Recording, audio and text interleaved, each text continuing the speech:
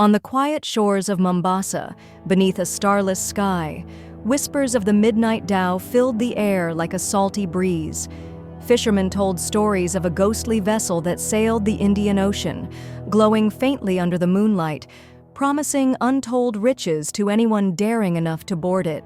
Some claimed it was a cursed relic from the days of the slave trade.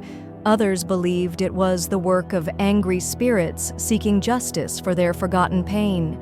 Yet, no one who boarded the dhow ever returned. For Juma, the stories were nothing more than the superstitions of old men too afraid of their own shadows. A fisherman by trade but struggling to make ends meet, he'd seen his nets return emptier by the day. His wife was ill, his children hungry, and his debts piling higher than the tide. One evening, as he sat by the shore, brooding over his misfortunes, the dhow appeared.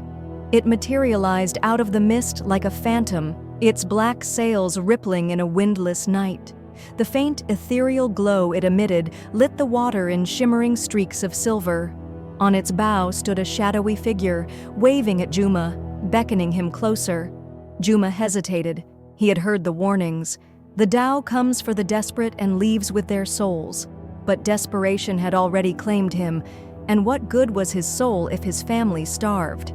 He grabbed his fishing net and climbed into his dinghy, rowing furiously toward the dhow. The bargain. As Juma approached, the shadowy figure stepped back, disappearing into the dhow's depths. The glow grew brighter, revealing a deck strewn with glittering gold coins, pearl necklaces, and ivory tusks. Juma's eyes widened. A deep voice, neither human nor earthly, echoed around him. "Take what you wish, but know this. Every coin carries a price. Pay it, and the treasure is yours." Juma ignored the warning. He dropped his net, his hands trembling as he stuffed it with gold and jewels. His thoughts were consumed with dreams of a new house, a life free of debt, and a legacy for his children. When the net could hold no more, he turned back toward his dinghy. But the dhow's glow dimmed, and a heavy fog rolled in, wrapping around him like icy fingers. Juma tried to move, but his feet wouldn't budge. He looked down and saw tendrils of water creeping up his legs, pulling him back toward the dhow. "The price must be paid," the voice boomed. Juma realized his mistake too late.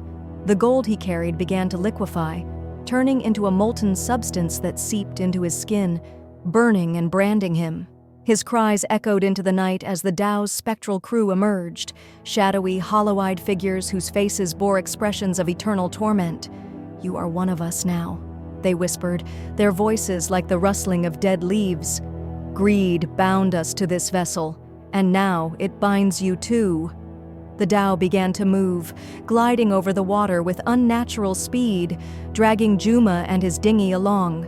The coastal village of Mombasa faded into the distance, replaced by endless waves and a pale, ghostly horizon.